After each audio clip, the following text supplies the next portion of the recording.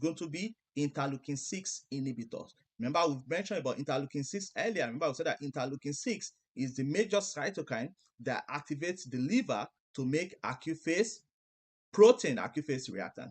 So this is a key cytokine that is driving CRP production, because remember, CRP is one of those acute phase protein.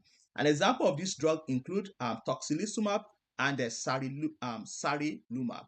So what do we use them for? So we use them in the case of any form of inflammation. So chronic inflammation like rheumatoid arthritis, giant cell arthritis. We also use them for cytokine release syndrome after the CAR-T therapy.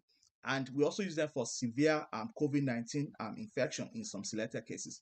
And as you know, if a patient is taking interleukin 6 blocker, what's going to happen to your CRP? Yes, your CRP is going to fall, because by blocking interleukin 6 will not be able to activate the liver anymore to produce acute phase reactants. Remember, one of those acute phase reactants is your CRP. So even if the infection still persists, your CRP is going to go down.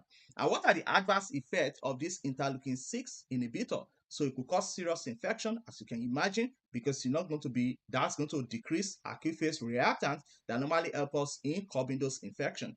The patient could get neutropenia, they could have thrombocytopenia, elevated liver enzyme, hyperlipidemia, and rarely they could have GI perforation, especially by causing diverticulitis. Next question: a 54-year-old woman with rheumatoid arthritis is started on a biologic drug.